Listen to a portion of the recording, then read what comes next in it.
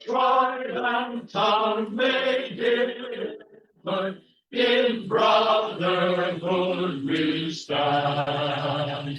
My gentle and proud to serve our sovereign motherland. The University Anthem.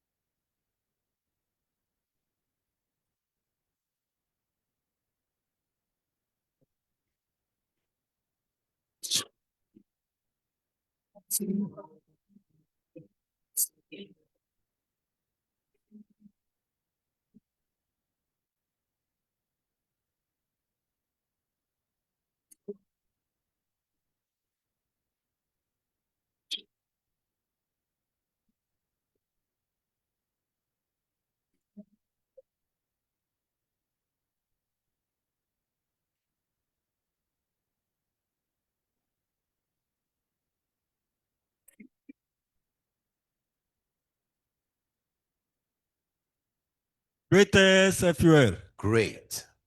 You may be seated, please.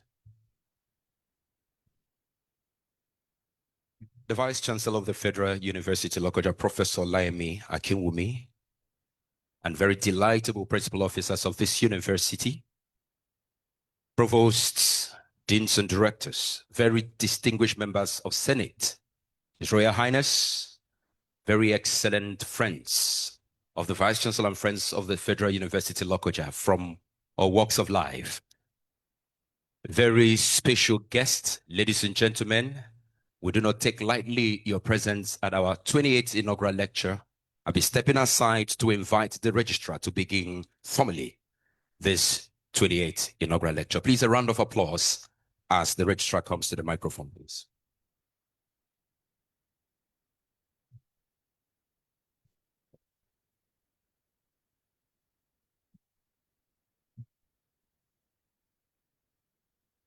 Distinguished guests, Vice Chancellor, sir,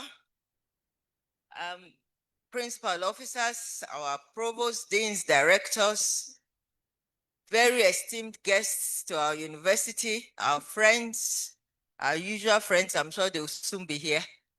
It's my pleasure to invite the Vice Chancellor, our own Vice Chancellor, Professor Laemi Akinwumi, to welcome you to our university for the 28th inaugural lecture of our university. Vice Chancellor, sir. Thank you, our own registrar.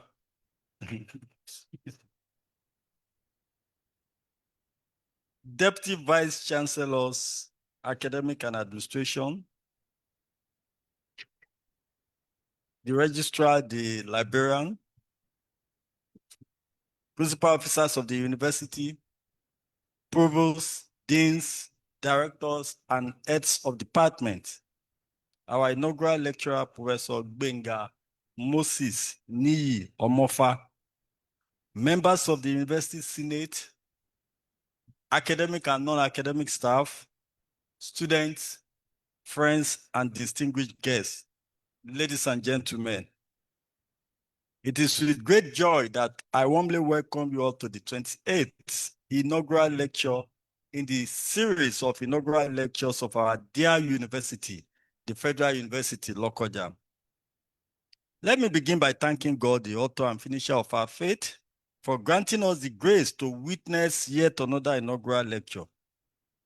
Each occasion such as this is not just an academic tradition, but a celebration of knowledge, research, and the intellectual achievements of our professors. We are especially grateful to God for how far He has brought us in this series, 28 inaugural lectures and still counting. To Him alone be all the glory. The inaugural lecture is a significant event in the academic calendar of any university, and Federal University Lokoja is no exception. It's a long-standing academic tradition that we are proud to uphold and one that remains close to our heart in this university. This tradition is more than ceremonial. It's a platform where our professors, having attained the pinnacle of their academic careers, share with the university community and the general public the journeys of their learning, the impact of their research, and their contributions to the advancement of knowledge in their respective fields. As a university, we are committed to ensuring that all our professors fulfill this solemn and scholarly obligation. It is our belief that every professor must tell their academic story, what they have researched, what they have discovered, what they have contributed to their discipline, and what they are still passionate to pursue. This is our responsibility to society and to our students. I wish to take a moment to sincerely appreciate all those who have keen to this noble tradition. Your commitment affirms to our shared vision for academic excellence and reflect your dedication to intellectual growth and dissemination of knowledge. I also use this opportunity to encourage those who are yet to take this bold step to begin preparation to do so. That is to confirm their professorship, for it is part of our heritage and our legacy as a citadel of learning. Permit me to especially appreciate the inaugural lecture committee for their tireless effort in organizing this important academic ceremony. I guess Professor Mole is here. Thank you and your team. Your dedication, planning, and coordination behind the scenes have contributed immensely to the success of today's event. I also extend my profound gratitude to all staff members who, in one way or the other, have supported this lecture and ensured that everything runs smoothly. Our inaugural lecturer of today, Professor Gbenga Moses Niyi Omofa, I commend you for taking this bold and honorable step. Delivering an inaugural lecture is no small task. It demands deep understanding and academic confidence. I think this is what other people are lacking. That's why they are not yet to come up to present their own.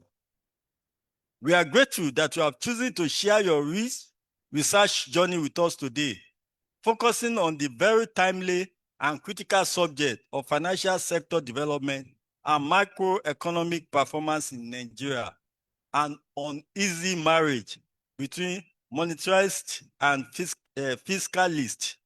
We look forward to an engaging, enlightening, and interesting lecture. And we thank you once again for your contribution to knowledge and to the growth of Federal University Lokoja. Kindly allow me to acknowledge the family of Professor Niyi. Your support, encouragement, and sacrifices over the years have no doubt played a vital role in his journey to this academic height. Is your wife around? Madam, where are you, ma? Stand up for it. Okay, please, that's the wife. Thank you. What about the children? Okay, not around. So, madam, thank you for your support. Thank you, ma'am.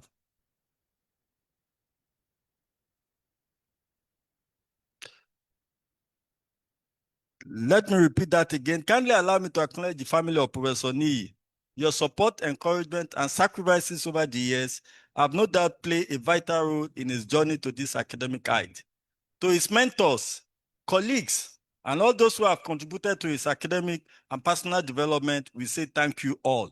Let me also, a round of applause.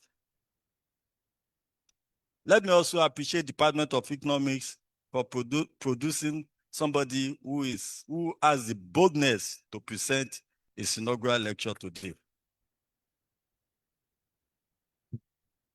Ladies and gentlemen, thank you all for honoring our invitation and for being part of this important academic event. May we all have a rewarding and impactful time. May God continue to bless and prosper our university. Thank you and God bless. Thank you, sir. Maybe I should tell the Vice Chancellor to remain standing because I'll call him right away. With your kind permission, sir. It's now our pleasure to request the inaugural lecturer to stand up for the citation, for his citation to be read by our Vice Chancellor. Vice Chancellor, sir. Thank you, ma'am.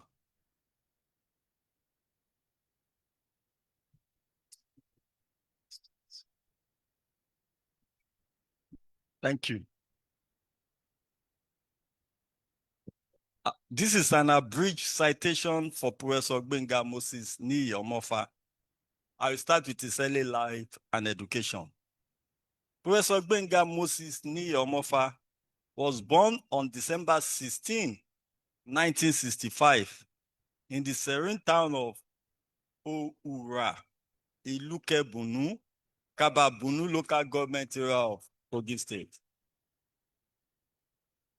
His academic journey began at Oyi Local Schools Management Board Primary School, Ilukebunu, where he obtained his first in 1978. Between 1978 and 1980, he acquired practical skill in shoe cobbling and typewriting. Sir, that's if you are close to this, just look at the pair of shoes. You know that this is a fantastic one. He then enrolled at Government Secondary School Iluke, where he earned his West African School Certificate in 1985. In 1987, he proceeded to Kwara State Polytechnic, Ilorin, for his advanced level IJMB studies and gained admission into Ahmadu Bello University, ABU, Zaria, the same year.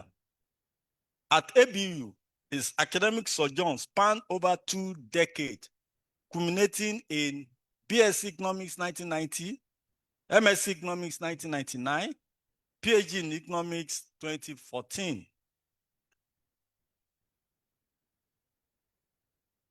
He also holds several professional certificates in research, grant management, theology, consultancy, and fundraising from both local and international institutions. Academic and teaching career. Professor Omofa began his teaching career in 1992 as a graduate assistant and part-time lecturer at ABU Zaria. Through diligence and academic distinction, he steadily rose through the ranks and was elevated to the rank of Professor of Economics in 2019. His teaching experience spans the following institutions: Kogi State University 2000 to 2016, Adamawa State University 2018 to 2024, and now Federal University Lokoja 2024 until he retires. He currently teaches both undergraduate and postgraduate courses in development economics, microeconomics, monetary theory, and quantitative methods, among others. Institutional leadership and administration. A seasoned institution builder, Professor Omofa was the founding head of Department of Economics and Department of Accounting at Kogi State University. Held strategic roles at Adamawa State University, including head of department, postgraduate coordinator, chairman of academic boards, director of advancement, support, and endowment, where he successfully mobilized resources, built alumni networks, and supported institutional development. I hope the registrar is taking note of this. Research and scholarly contributions. Professor Omofa is a prolific researcher whose academic output reflects both depth and breadth.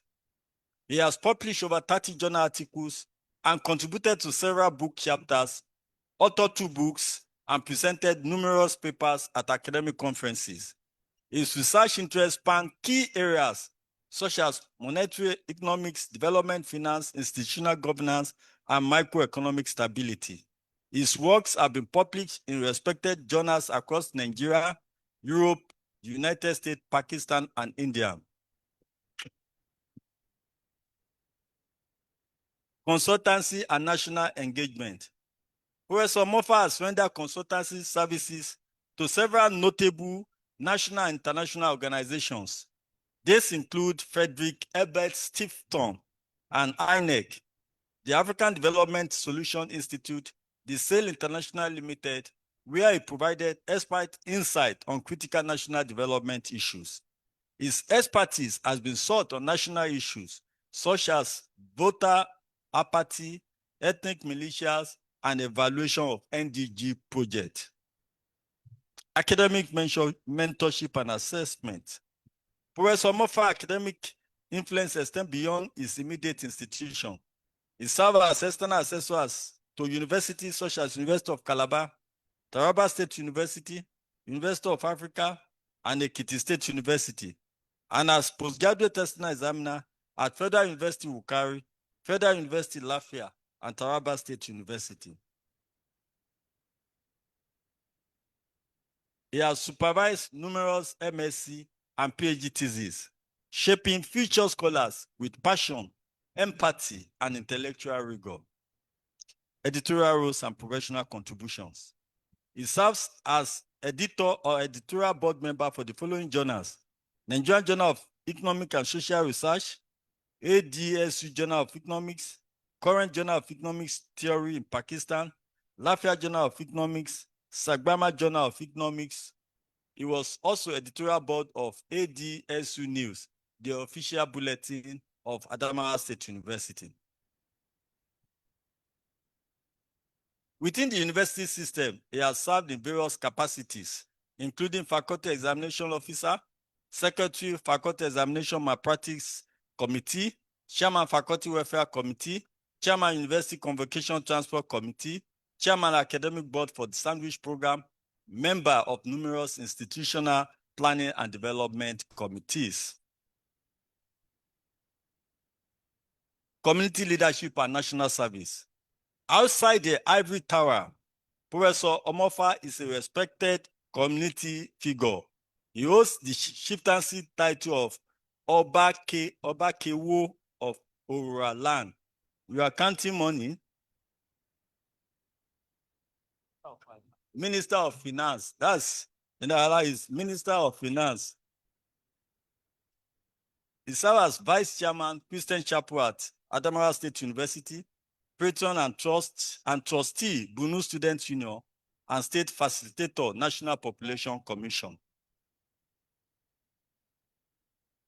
He has also contributed to national development as WIC and IJMB examiner, INEC collation officer, and JAM supervisor. Professional membership is affiliated with several professional bodies: full member, Nigeria Economic Society, member, Social Science Academic of Nigeria, member, Environment and Behavior Association of Nigeria, associate member, Institute of Chartered Economics of Nigeria. Personal life and interests. Beyond his academic and professional engagement, Professor Omofa is a man of discipline and culture.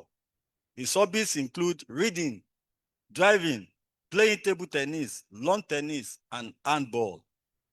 Conclusion, distinguished ladies and gentlemen, in Professor Gbenga Moses Niyi Omofa, we behold a scholar of depth, a leader of vision, and a nation builder of rare distinction.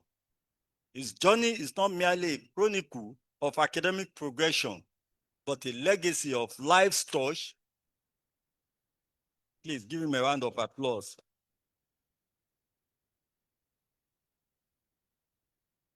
His journey is not merely a chronicle of academic progression, but a legacy of life's touch, institution built, and knowledge expanded. At this juncture, ladies and gentlemen, with great pride and admiration, I present to you the 28th inaugural lecturer, a renowned professor of economics, Professor Gbenga Moses Niyi Omofa.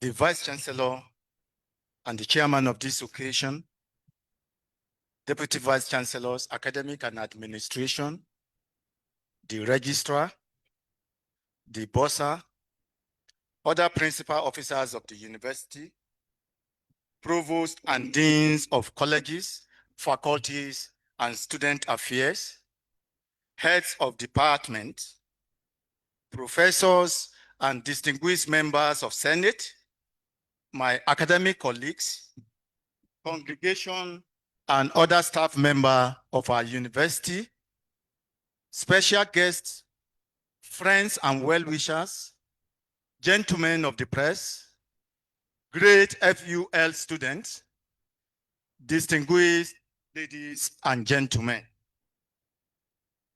It is a profound honor to stand before you today to deliver this inaugural lecture. This platform provides an opportunity not only to share the findings of my academic journey, but also to reflect on how they intersect with the urgent challenges facing our nation.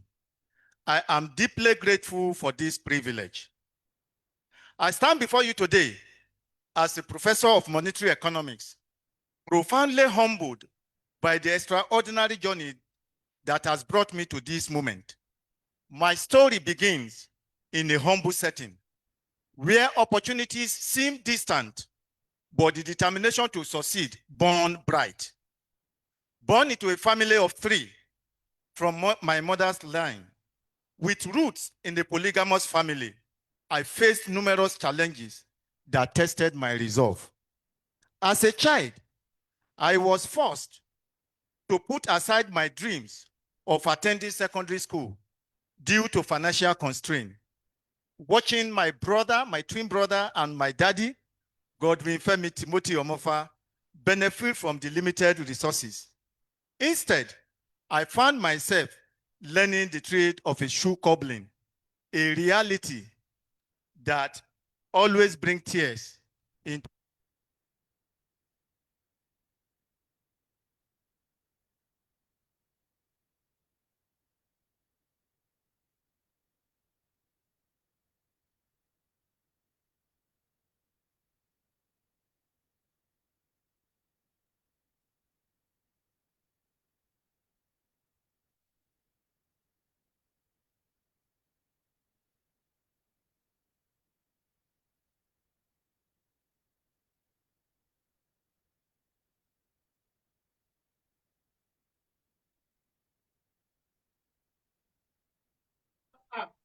of kindness. Ignited a spark within me, and I worked tirelessly to excel academically. My journey was not without twists and turns. Initially, I aspired to become a lawyer, inspired by Yomi Testing, but I eventually found my calling in economics, thanks to the guidance of Professor George Panachi and Professor Mike Panachi.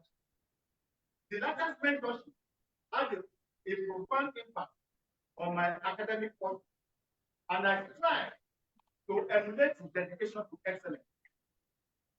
This Professor Gabriel Dadaolowolani, my PhD major supervisor, Professor Abinadi Sanusi, who is the current DVC Research and Innovation in David area, and Dr. Abdul Salam Bidemi, my master's coursemate, who left lecturing for CBN, and now the Director General of the West African Monetary.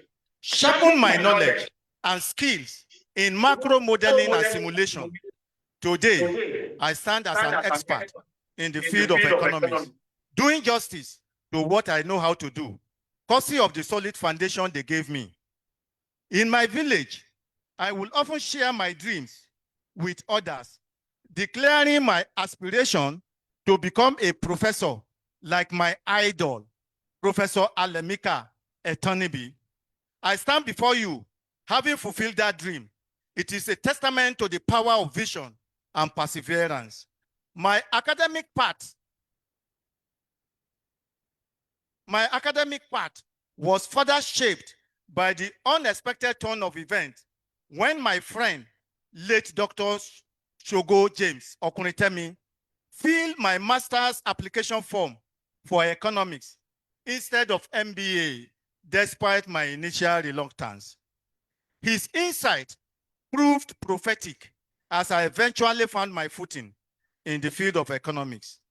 As I reflect on the people who have contributed to my success, I'm reminded of my mother's unwavering promise to sponsor my education, no matter the cost.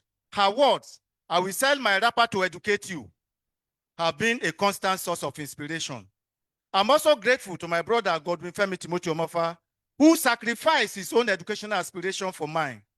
Today, as I deliver this inaugural lecture on financial sector development and macroeconomic performance and uneasy marriage between the monetarists and the fiscalists, I do so with a deep sense of gratitude and humility. This lecture is not just a personal milestone, but also a testament to the power of resilience, mentorship, and the kindness of strangers.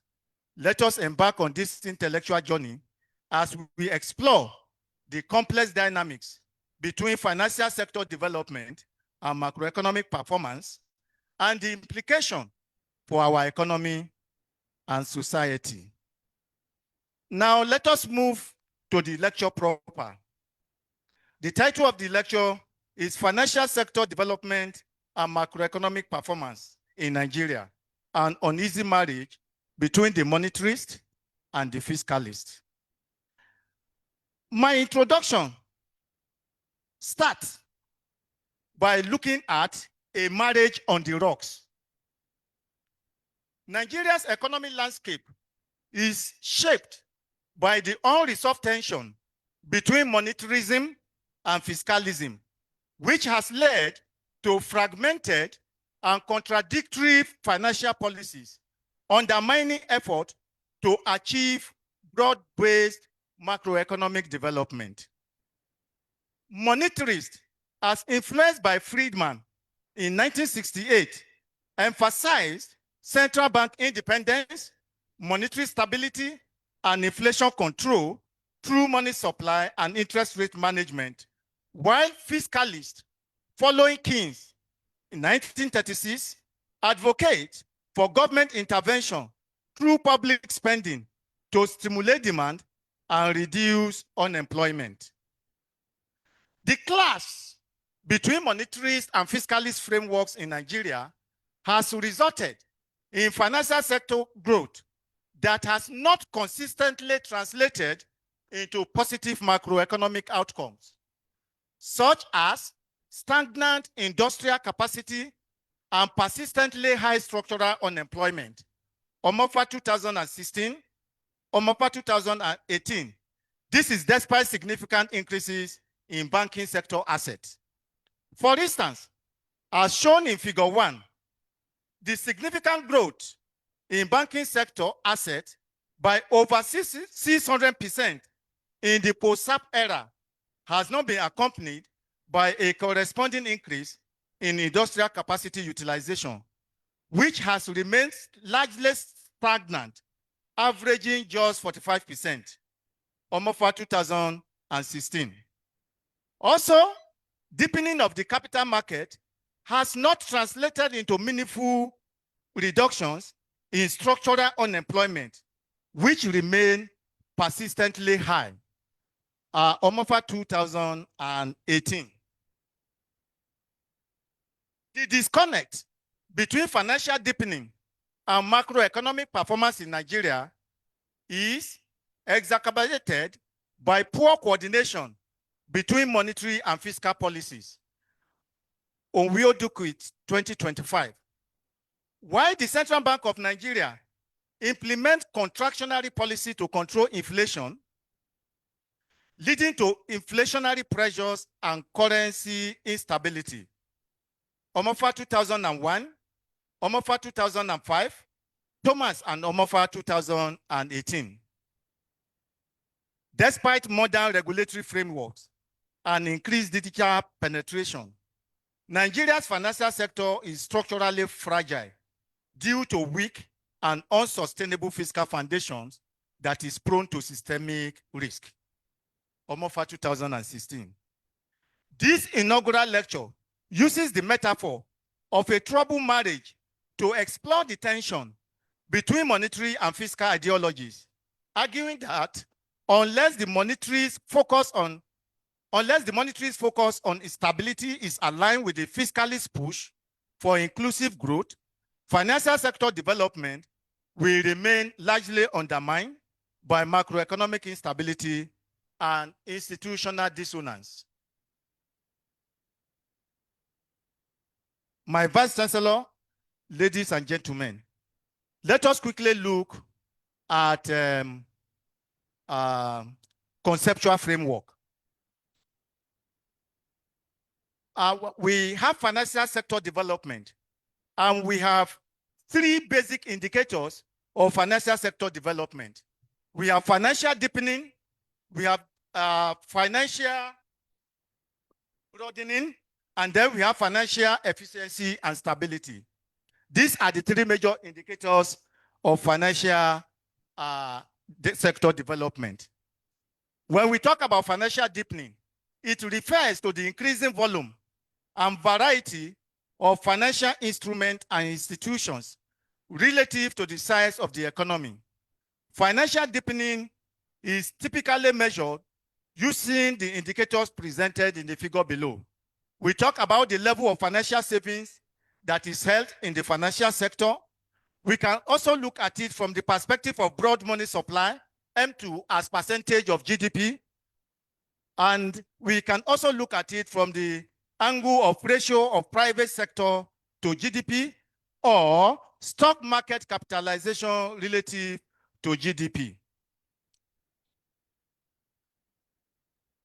Then we pick the second indicator. We talk of financial broadening. Financial broadening refers to the expansion of financial services across geographic, demographic, and sectoral lines, with particular emphasis on the inclusion of previously excluded or underserved groups. If we look at the economy, you will find out that there are some people that are financially excluded. They are not inclusive. We have a lot of them in the rural areas where there are no banking facilities for them to be included. So indicators of financial broadening include increasing the share of the bank population. When the share of bank population increases, we can say that there is financial broadening. The second indicator is supporting the credit needs of MSME, that is micro, small, and medium enterprises, extending financial access to rural communities, women, and the informal sector. It can also take place when we have an expansion of the reach of non-bank financial institutions such as microfinance bank. And lastly, we have mobile money operators and cooperative societies. When we have numerous of these, we can say that there is an expansion of financial services across the nation. The third indicator is financial efficiency and stability. Financial efficiency and stability captures the functional quality and resilience of the financial system.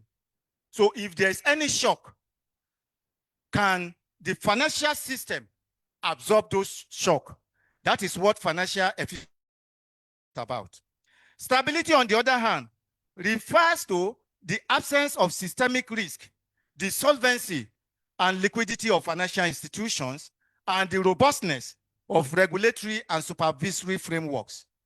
So we can say that there's financial efficiency when there is low intermediation cost, such as narrow interest rate spread between the lending rate and the saving rate. We have transparent pricing mechanism in capital market. We have quick and secure payment system, and then we have sound credit allocation practices that avoid misallocation of capital. Mr. Vice Chancellor, sir, distinguished ladies and gentlemen, there is a need to briefly touch on how financial system development can be transmitted into the real sector. We look at the financial stability framework and we decompose it into two. We have the microprudential policy, which has to do with individual financial institutions. And then we have the macroprudential policy, which has to do with the collections of the financial institution. In this case, it refers to the entire financial system. And under this microprudential policy, it tries to look at risk perception, that is risk-taking by individual institutions. But under macroprudential policies, it looks at interest rate, exchange rate, credit, that is lending. It talks about balance sheet, asset prices, and money. Under the macroprudential policy, we have financial stability, and then we have monetary stability as the focal points. But we have aggregate demand, which is made up of saving and investment. We also have aggregate supply, which has to do with employment, wages, and price setting. We have other aggregate outcomes, such as economic growth and employment. All these are affected by expectation, inflation, and financial conditions. So when you look at the microprudential policy and the macroprudential policy, they give us what we refer to as the policy mix. That explains the financial system development transmission mechanism. The second conceptual issues, which I would like us to look at, is macroeconomic performance, indicators, and objectives. Macroeconomic performance refers to the overall outcome of an economy, including growth, stability, employment, and external sustainability, reflecting its ability to provide opportunities, maintain price stability, and ensure external competitiveness. Google 2010. So when we talk about macroeconomic performance, we have these indicators that actually gauge how healthy the economy is. Some of these macroeconomic objectives we have explained above. We have economic growth, employment generation, external balance, and price stability. We cannot discuss this topic without actually looking at the theoretical linkages between finance and growth. The relationship between finance and economic growth has been debated, with some theories suggesting financial development drives, suggesting that financial development drives growth. This is the demand-leading hypothesis, while others argue growth creates the condition for financial development, which is the supply-leading hypothesis. If you look at all the reform that has taken place in the financial sector of Nigeria, you will agree with me that it is tailored towards the theory that suggests that financial development drives growth, which is the demand-leading hypothesis. So we have 5 theories. So it is an eclectic theories that will better explain or form the foundation for explaining what is happening between the financial sector and macroeconomic performance. So we have the classical view, we have this Competian innovation theory, we have the Keynesian hypothesis, we have the endogenous growth model, and post-Keynesian and structuralist view. For want of time, we may not be able to go into details of them. Then we have evolution of Nigeria's financial sector. How did the Nigerian financial sector evolve? And I try to trace it from 1966 to 2023. In 1986, we have the introduction of structural adjustment program, which came with a lot of reforms. There was the regulation and liberalization of the economy. And by 1992, we have banking sector liberalization, where banks were liberalized, and some commercial banks were even allowed to participate in merchant banking activities. Then in 2004, the banking consolidation reform was initiated. By 2006, we have the establishment of Nigerian Deposit Insurance Corporation, NDIC reforms. It was established actually to take care of the ailing financial institution in the country.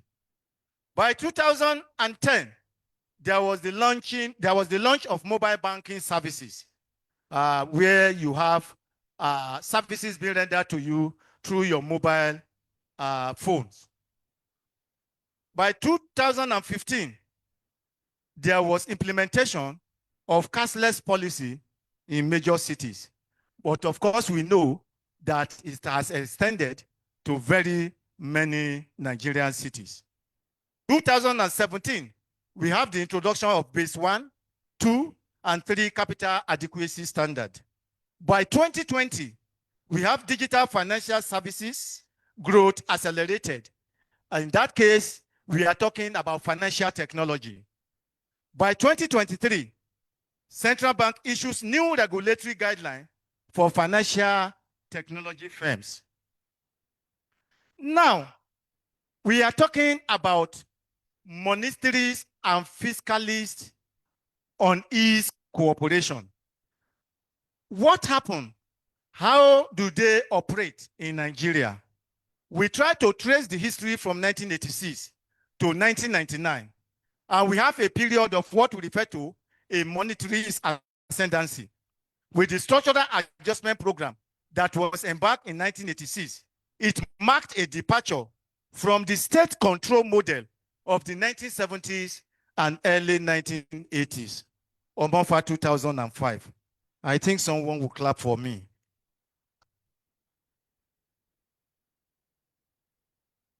SAP, guided by the International Monetary Fund and World Bank, aimed to address Nigeria's balance of payment crisis, rising debt, and declining productivity by embracing market liberalization, deregulation, and fiscal consolidation. The key SAP reforms include banking sector liberalization, removing licensing restriction, and encouraging private, commercial, and merchant banks. There was interest rate deregulation to promote saving and improve credit allocation through market determined rates. There was also exchange rate decontrol, introducing the second-tier foreign exchange market, SFEM, to allow Naira to float. In that situation, Naira, the real value of Naira was said to be determined by the free market forces, the demand for the demand and supply of foreign exchange. Then we have privatization and retrenchment of public enterprises to reduce fiscal deficit and encourage private sector activity. These reforms led to a significant increase in financial institutions, with commercial banks growing from under 40 to over 120 by the mid-1990s, but failed to attract real sector investment as banks focused on short-term speculative activities instead of long-term financing. Shogotemi and Omofa 2003. Because what happened here is that the banks prefer to trade in foreign exchange. You know, the foreign exchange market is done weekly. And before you know it, they can make a lot of profit based on speculation. So giving money to the private sector became risky for them because they can make a large sum of profit. Data from this period show that growth in money supply often correlated with inflation, but lacked corresponding gains in real output or employment. SAP-era reforms deepened financialization, but did not achieve structural transformation. And up to today, we still have structural rigidities and structural problems in the economy of Nigeria. Omofa 2006. The period also revealed the fragility of financial institutions as many banks became distressed, undercapitalized, and exposed to non-performing loans, leading to a crisis of confidence by the late 1990s. In fact, people began to lose confidence in the commercial banks, and people were preferring to withdraw their money to be kept in under their mattresses. Omofa 2016A. So by 2000, we have the fiscalist resurgence. The early 2000s saw a resurgence of fiscal dominance in Nigeria's macroeconomic policy, driven by democratic governance, rising oil prices, and national development plans, emphasizing growth through public investment and deficit spending. We all know that it is within this period that democracy became more entrenched. And in fact, the type of democracy we run in Nigeria is one of the costliest all over the world.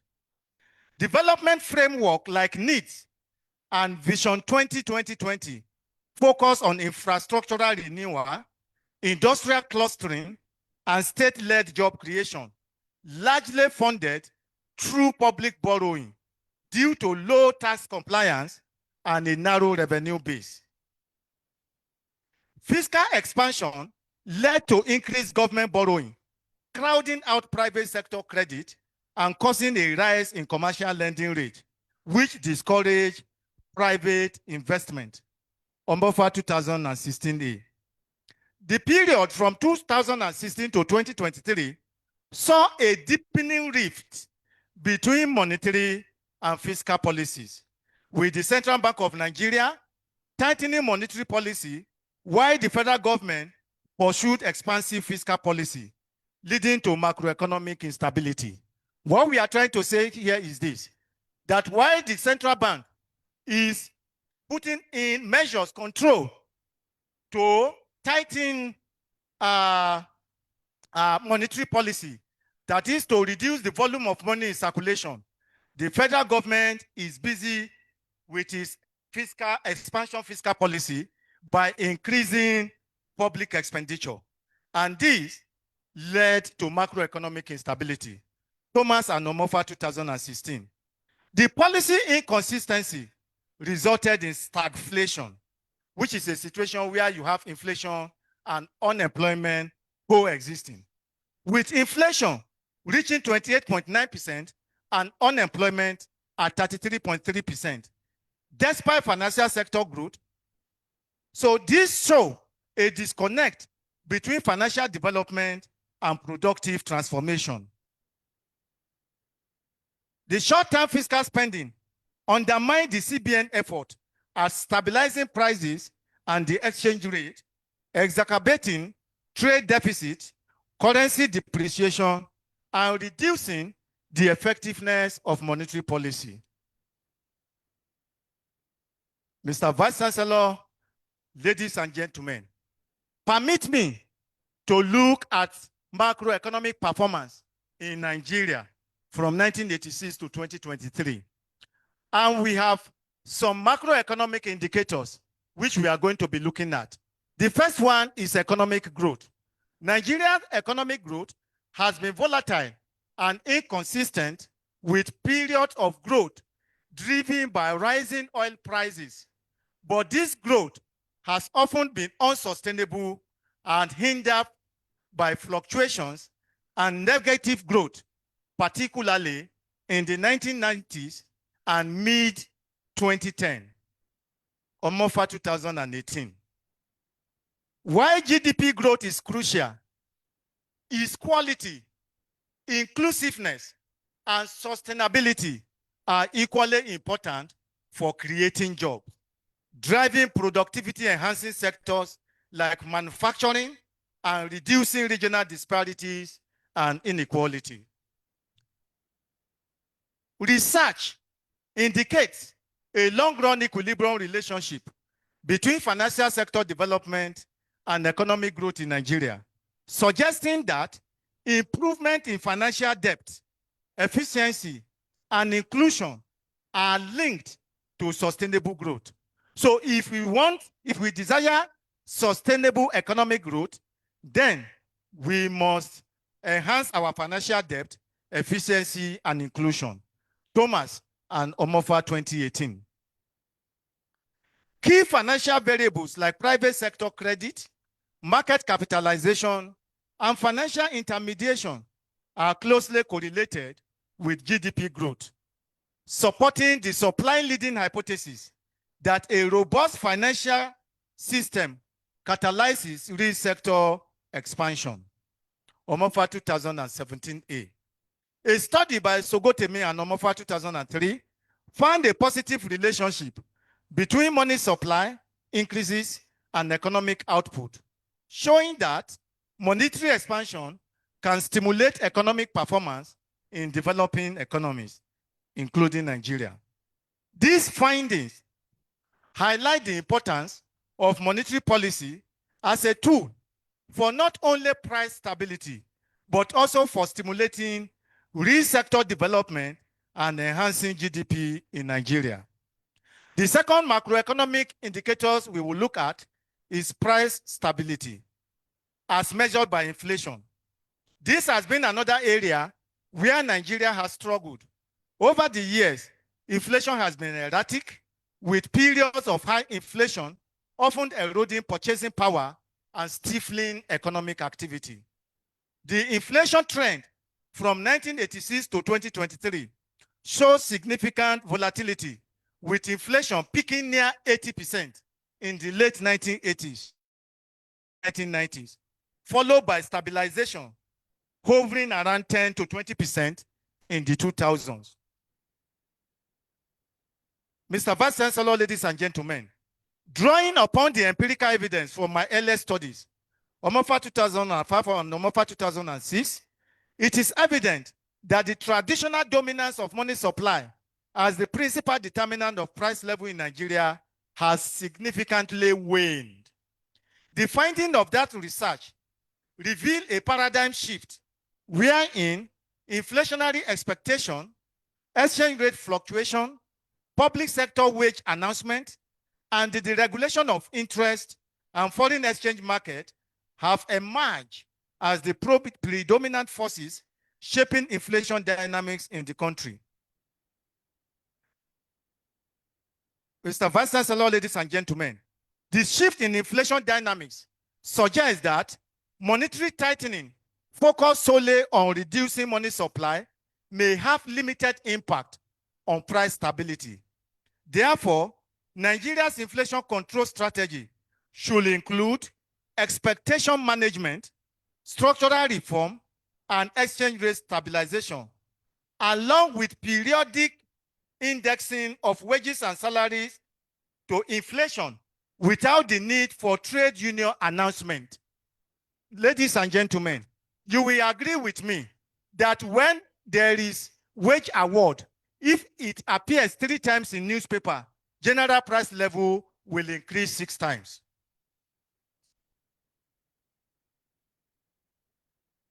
The third macroeconomic variable is employment generation. Despite government initiatives and financial sector growth, Nigeria's unemployment rate remains high, particularly among youth. The employment to population ratio has gradually declined from 58.4 in 1991 to 57% in 2023, highlighting the challenges of jobless growth. World Development Indicators 2023. What this means is that we might be recording what is referred to as economic growth, but this economic growth is not inclusive. It does not create jobs, and we refer to it as jobless growth. The financial sector is crucial in bridging the employment gap by financing labor-intensive industries, supporting SMEs, and fostering entrepreneurship, which are key to inclusive job creation. When financial markets are skewed towards speculative activities or concentrated in large conglomerates, the potential for broad-based employment growth diminishes, hindering meaningful job creation. Developing a well-functioning, inclusive financial system is essential not only for economic growth, but also for ensuring that growth translates into meaningful employment and social stability. Research by Omofa 2017A found that interest rate and exchange rate fluctuation significantly affect unemployment in Nigeria, with high interest rates discouraging investment and exchange rate volatility increasing production costs, leading to job losses. If you look at it, you find out that many of the conglomerates have closed down. Policymakers should recognize the transmission mechanism between financial variables and labor market outcomes, adopting employment-sensitive financial policy to promote full employment in Nigeria's high structural unemployment economy. The last macroeconomic variable we'll be looking at is external balance. Nigeria's external balance, heavily reliant on oil export, has been volatile, with trade deficit occurring during oil price decline or global market disruption. We refer to them as international shock.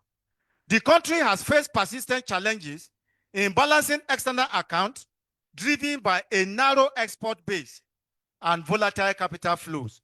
Omofa 2016C. From 2005 to 2022, Nigeria's external position was marked by fluctuating current account surpluses and deficit, with oil price falls leading to a negative current account in several years, such as 2015 and 2020. External reserves declined, reflecting the country's vulnerability to global financial shocks. So whatever that happened at the international scene affects our domestic economy. CBN Statistical Bulletin 2023. The reliance on oil export, weak industrial capacity, and inconsistent exchange rate management have exposed Nigeria to global shocks. Diversifying export, reducing import dependency, managing external debt prudently, and building foreign reserve during booms are key to safeguarding stability. Omofa 2016C. The reliance on oil export, weak industrial capacity, and inconsistent exchange rate management have exposed Nigeria to global shocks. Diversifying export, reducing import dependency, managing external debt prudently, and building foreign reserve during booms are key to safeguarding stability. Research by Omofa 2016C shows that exchange rate fluctuation significantly affect economic growth in Nigeria, while interest rate changes have minimal impact, highlighting the need for robust financial development and a stable exchange rate to stimulate investment and real sector growth. How do we bridge the gap? That is moving towards a synthesis. To address Nigeria's monetary and fiscal policy disjunction, a shift from ideological rigidity to pragmatic synthesis is needed. Financial sector development can only support macroeconomic performance with a policy regime that balances inflation control and inclusive productivity-driven growth. The following proposals outline a framework for restoring this balance through institutional, sectoral, and analytical integration. So we are suggesting A, institutional harmonization. Key macroeconomic institutions in Nigeria, such as the Central Bank and Ministry of Finance, operate in silos with limited consultation or alignment. So we are recommending that there should be the establishment of a National Economic Coordinating Council, NECC, which will improve coordination by aligning fiscal and monetary policy priorities and developing joint framework and forecast. Even though we have the Ministry of Coordination, it only exists by name. Actually, it was established by Okonjo-Iweala, and immediately he left. He left with the paraphernalia of that office. This is successful global model, such as the UK's Office for Budget Responsibility or South Africa's National Treasury Monetary Policy Forum, which promotes transparency and cohesion in planning. What will be the task of this NECC? It will be developing joint macroeconomic framework and forecast, reviewing trade-offs between inflation control, employment, and growth.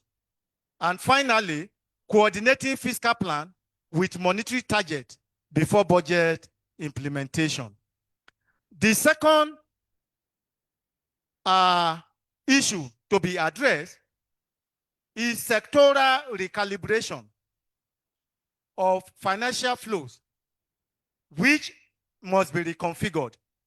Currently, we have a disproportionate share of bank credit and capital market investment, which is directed towards consumption-driven or speculative activity, such as import, real estate, and short-term securities. This is what our financial institutions do majorly. They finance our demand oriented, which is consumption-oriented. A recalibrated strategy must redirect capital market liquidity and credit expansion towards priority sector, such as one, agriculture, where financing gap inhibits mechanization and value chain development. Secondly, manufacturing, particularly SMEs that drive employment and domestic production. And thirdly, is technology and digital infrastructure, which can unlock productivity across sectors. A complementary priority is the strengthening of human capital, particularly through financial literacy and economic education.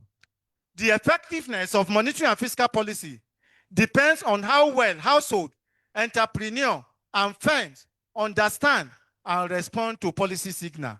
This is why we call for financial education of the citizenry. The third issue is strengthening the use of real-time data and microeconomic modeling tools, which will be critical in ensuring policy effectiveness and adaptive governance. We have a simplified analytical framework for coordinating monetary and fiscal policy tools. For example, if the policy goal is price stability, the monetary tool that can easily be used is interest rate adjustment, and the fiscalist counterpart is targeted subsidy, for example, to subsidize transportation. This will bring down cost of production and the final prices of goods and services. If the policy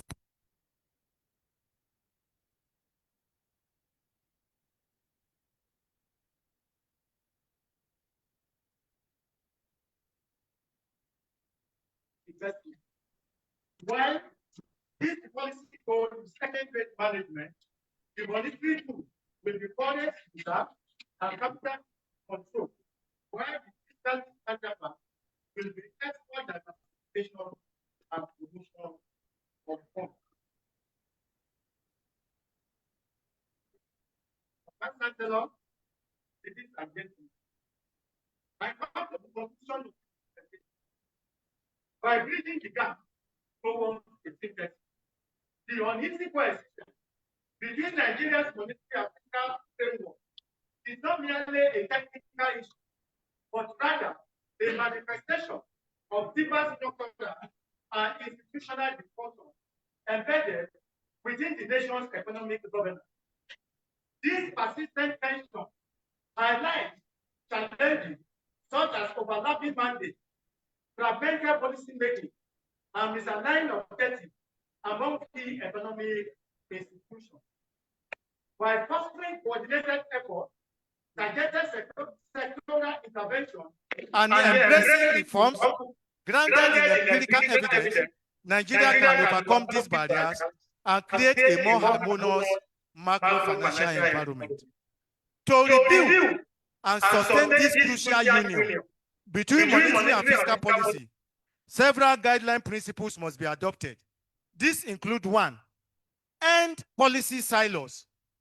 Economic policy should no longer be crafted or implemented in isolation, but through collaborative frameworks that account for cross-sectoral linkages and shared goals. Secondly, prioritize production.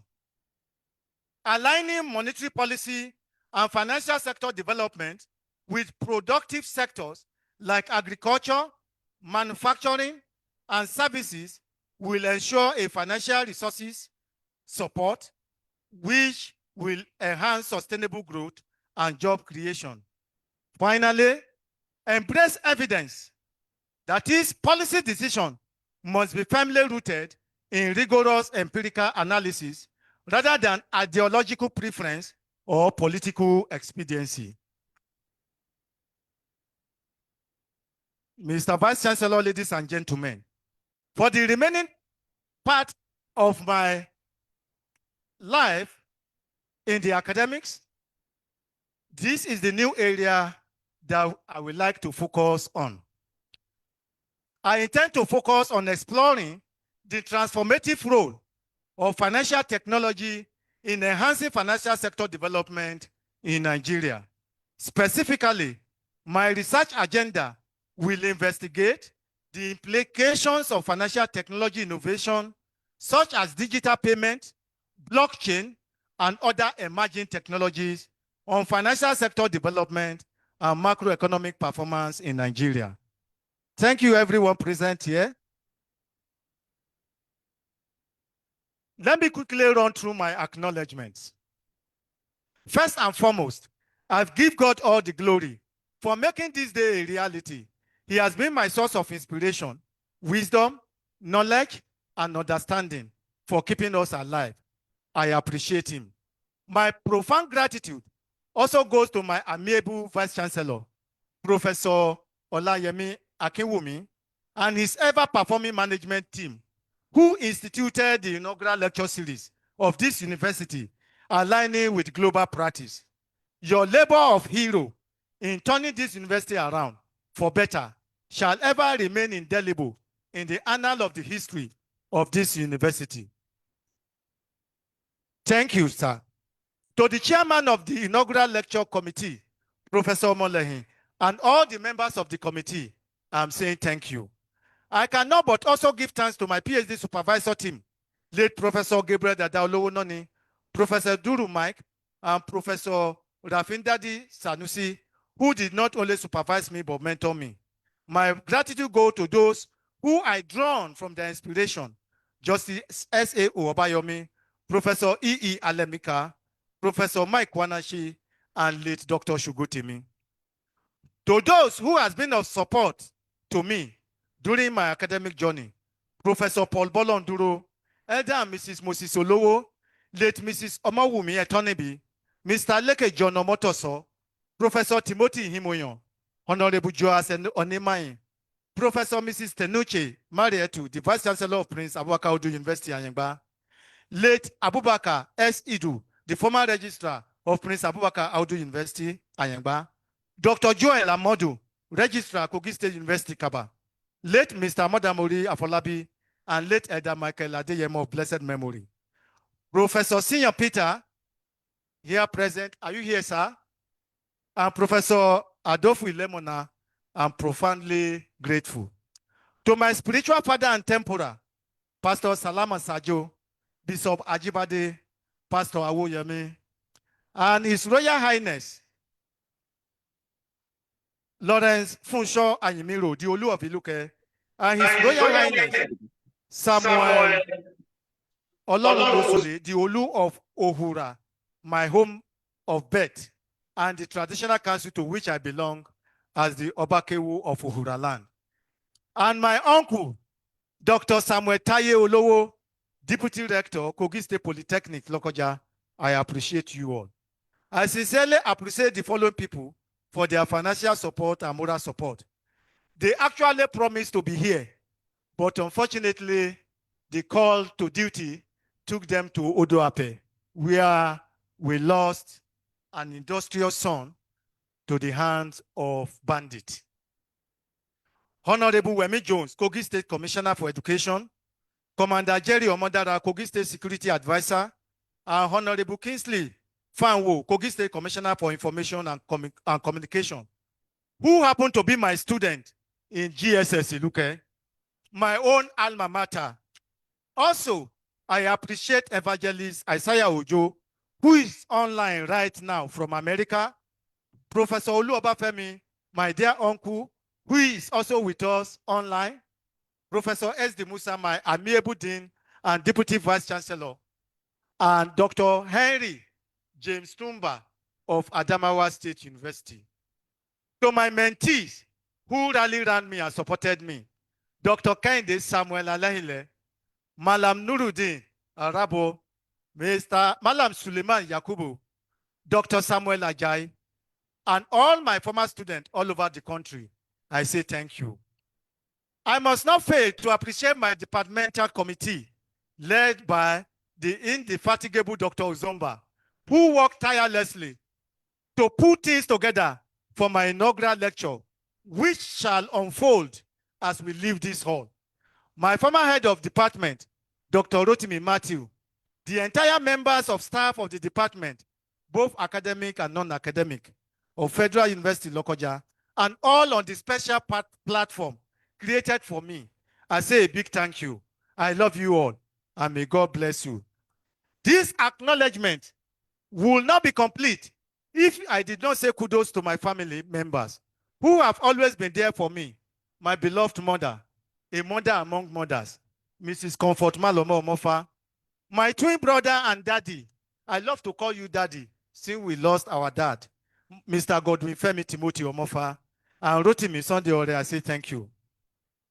My most profound thanks, thank you to Ifemi, Mrs. Janet Kande Lamtuda Omofa, who I stole time and moment from, for being a blessing to me, support system to me, both emotionally and psychologically, and who is making excellent use of the other rooms. Thanks to the inaugural lecturer before me, Professor Mrs. Aito. Ifemi, let me declare to you once again that if I have to choose a wife again, it is you, and you that I will choose. Thank you for being always there for me. To all who I cannot mention their names here, I see you and I appreciate you. All your contributions are not hidden. God bless you all. Thank you all.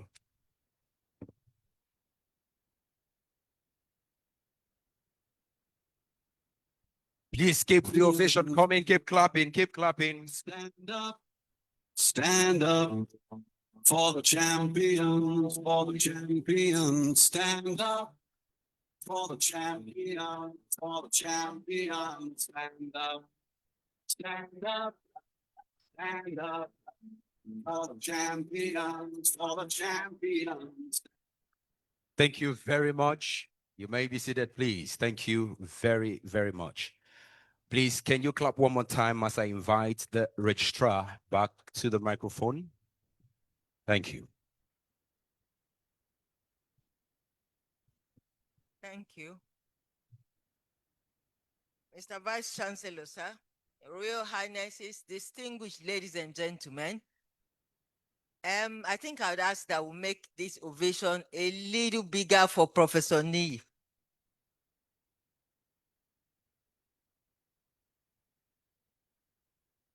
He expanded our vocabs. At least I dreaded the word subsidy, but I heard it from him once or twice, and I was like, subsidy again? But we're still good with subsidy. Thank you. And he said something about jobless growth.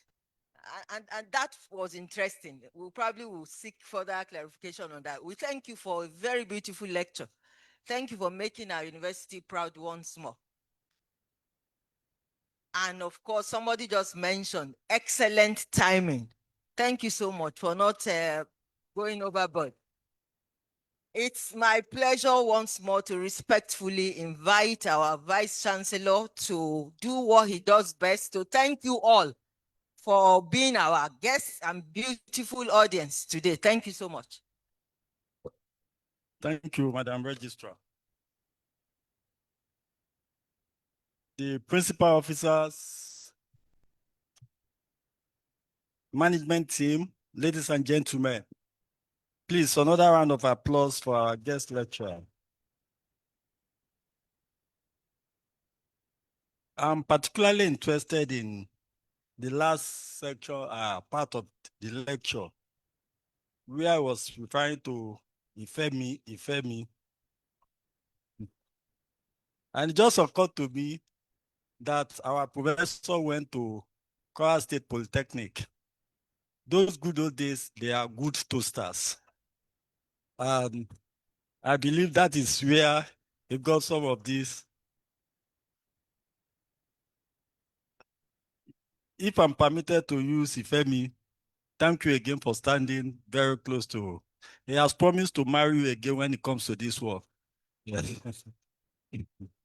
Yeah, thank you. I want to join the registrar in commending the guests at the inaugural lecture. This is a beautiful piece. And yes, it's a beautiful piece. I want to strongly advise that we get copies and even extra copies for ourselves.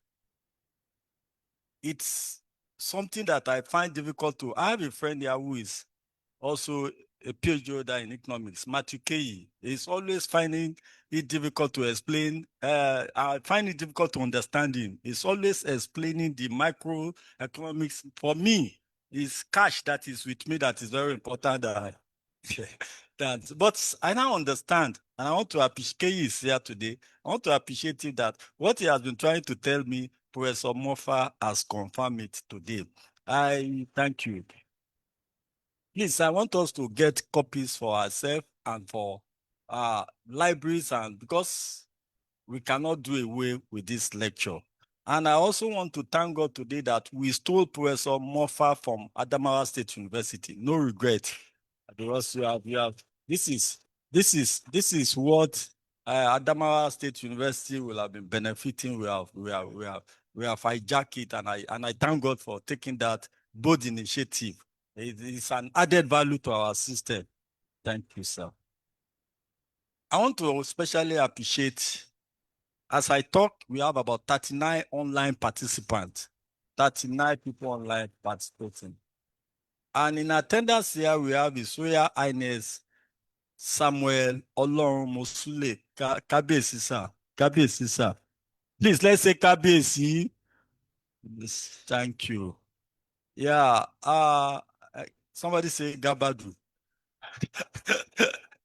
Thank you. Mama Comfort Omofa. Mama, ẹ̀yin lẹ bí ọmọ tó dà báyìí. Olúwa ṣe o. Ṣé inú yín dùn mà? Inú yín dùn mà. Ẹ̀mí yá pẹ́ mà. Nínú ìlera ara mà. Àti inú ọ̀rọ̀ mà. Thank you, ma. Dr. Mrs. Joy Eleojo Abel, HOD Economics Department, Prince Abaka Audu University. Auntie, you are welcome, ma'am. Thank you. Please, my regards to my sister. Zubairu A. Saliu, Acting Branch Manager, CBN Lokoja Branch. Are you here, sir? Yes, I think we have to know you, sir. We have to know for national peace, sir. Yes, sir, we have to do. Thank you, sir. You are welcome, sir. Yes, sir. We have the representative of Civil Defense here, Salifu Sunday. You are welcome. Thank you. Yeah. Another brother of mine, Professor J.J. Orogun, Deputy Vice Chancellor Administration, Ayingba. Yes, you are welcome, sir. He is actually representing the Vice Chancellor. Thank you, sir, for coming. Dr. Mrs. Fausat Orogun, also here. Auntie, you are welcome. Thank you, ma. Princess Nana H. Yusuf, Director General, Kogi State Broadcast Corporation. Ma, you are welcome, ma. Thank you, ma. We have Ajia Abibatu Lai Onokpa, Director News, Current Affairs Radio. You are welcome, ma. Jetin Omoja, Deputy Director, Commercial Radio Kogi. You are welcome, sir. Pastor Olorun Mosule Kaba Stogbonu. You are welcome, sir. This is another popular person. I taught him in University of Ilorin, and I'm also proud of him. Dan Kotiko. We call him Dan Kotiko. You are welcome, sir. Yeah. Then Professor Ifatimehin, Director of Academic Planning, KSU Kaba. You are welcome, sir. But we should not welcome you. You are part of us. Yeah. Honorable Friday Nayo. Yeah. Thank you, sir. You are welcome, sir. Honorable Larayeton David. Yeah, thank you. The Commissioner for Education is here. Dr. Remy Jones. You are welcome, sir. We have Eunice Ogidi. Eunice is here. Thank you. You are welcome. Shegun Drojaye. You are also welcome. We have Dr. Samuel Taiwo, Deputy Rector, Kogi Polytechnic. You are welcome, sir. Thank you, sir. Chief Joy Elebiyo, Elesi Nigeria Limited. Yes, sir. You are welcome, sir. You are welcome, sir. Chief Ibikunle Medubi. You are welcome, sir. Thank you, sir. Putu Madaki, some CBN also. You are welcome also. Thank you. Thank you. Ladies and gentlemen, it has been a very fantastic lecture. And you know, inaugural lecture has different style. The good thing about inaugural lecture is that the lecturer will come forward, say whatever he wants to say. Nobody has the right to question the inaugural lecture. So in this tradition, he has spoken, and he has spoken well. And on this note, he is hereby discharged and acquitted. And he can proudly introduce himself as a professor. Thank you. Ladies and gentlemen, please, the inaugural lecture, can you step forward? May I invite our brother, the acting branch chairman, CBN, Lokoja, to step forward, please. Bank controller, to step forward, please. Move here. Where is Ifemi? Okay. Mama, you know, where is Mama Esumobibai? Where is the wife? Error, Mama. Error, Joseph Belmoyin.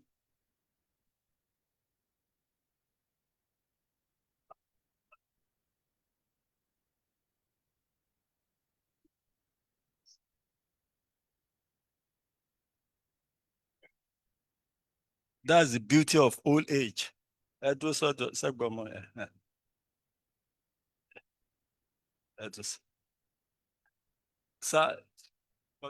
come forward, sir. Please, you present this on behalf of the university to him.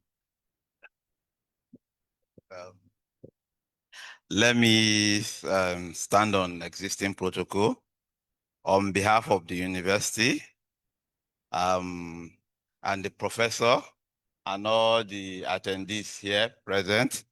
I present this certificate of appreciation, and then we wish you all the best. Thank you.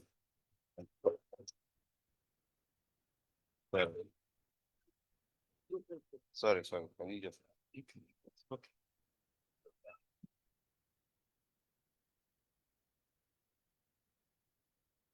Thank you. Thank you, sir. Honorable Commissioner for Education, please, can you step forward, please?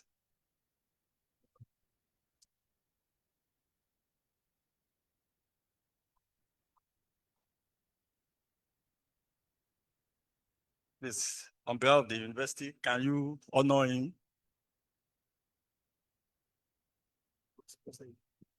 Thank you very much. Mine is very simple. Just wear this, but I want to sincerely apologize for coming very late. Just this morning, late last night, I got the news that the executive governor of the state will be visiting Odoape in Bunu district of Kababun local government, where a retired major was killed by bandits recently. The governor was going to pay a condolence visit. And since I come from Kababunu, Bunu to be precise, where Professor Omofa comes from, I needed to be there. I deeply apologize. If not for this program, I'm sure Gbenga will also be with us in Odoape to honor late Major Ajayi, who all of us growing up looked to as a father figure. I hope my apology is accepted. Thank you. Therefore, on behalf of the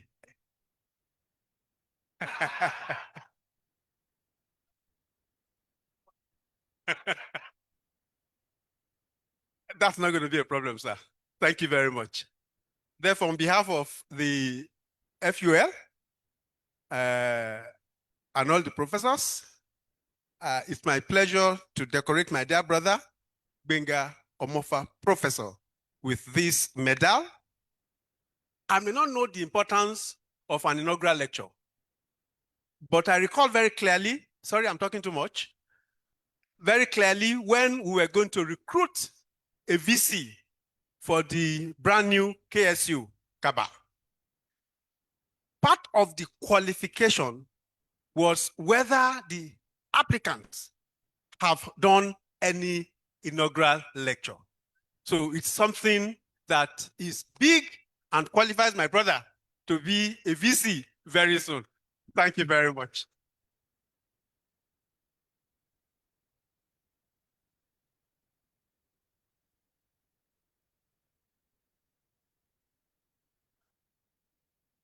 Thank you, sir. Kabesi, please, can you step forward? Kabesi.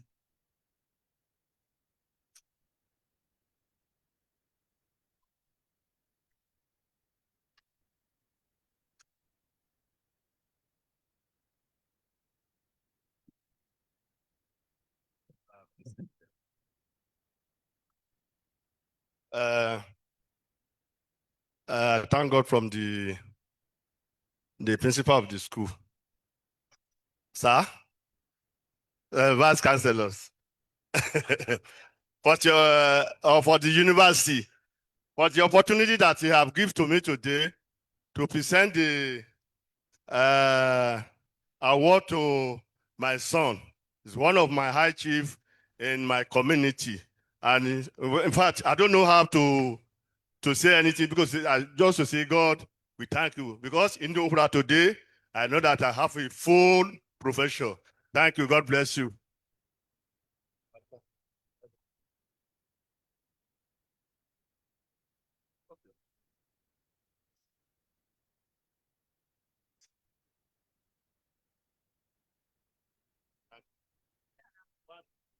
Thank you.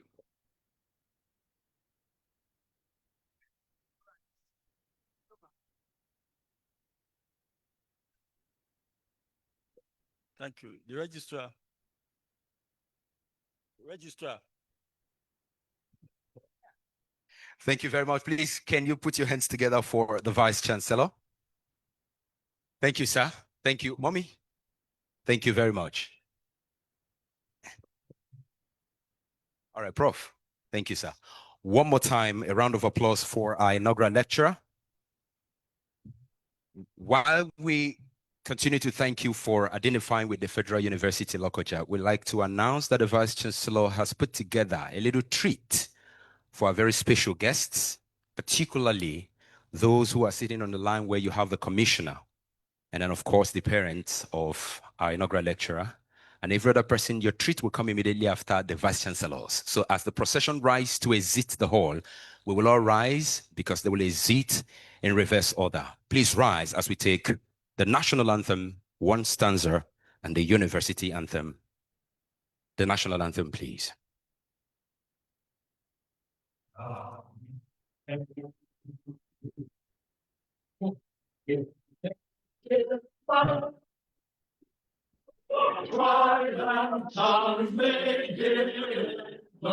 In brotherhood we stand, by gentle and proud to serve our sovereign motherland.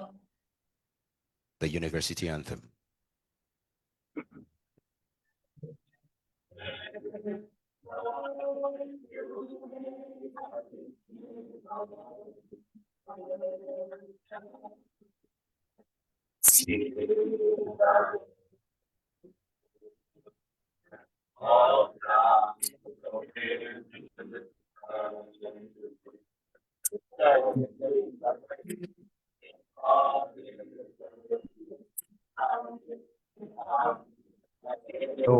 Patience. Just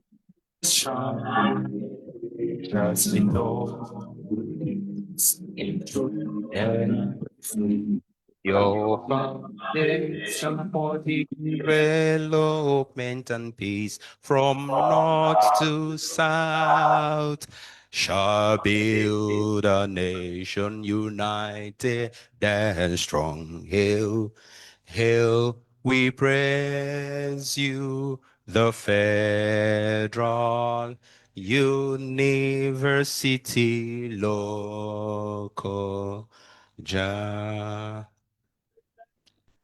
Great. Great. Great. Thank you very much. Please remain standing and in your position as the procession exits the hall in reverse order.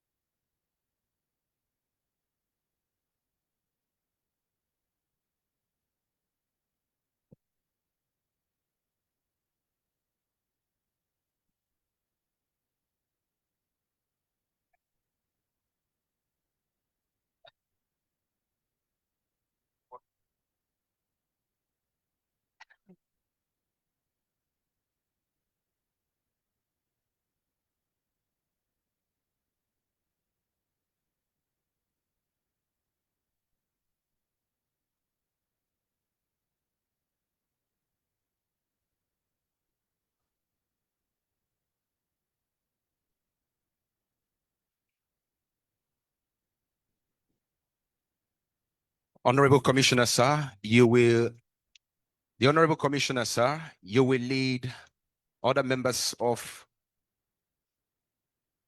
the high table, so to speak, and follow the Vice Chancellor's procession the distance, and you will be led to where you will be treated to a very soft refreshment. Our way of saying thank you for honoring our invitation. Honorable Commissioner, sir, you may lead the team to follow. Thank you very much. Yes. And so please, all other members of the university community and our guests, refreshment has been put together, a little party to celebrate our inaugural lecturer at the university's conference hall. So please, you may proceed there and you will be admitted accordingly. We want to thank you again for identifying with us and being a part of our success story. Thank you very much. God bless you.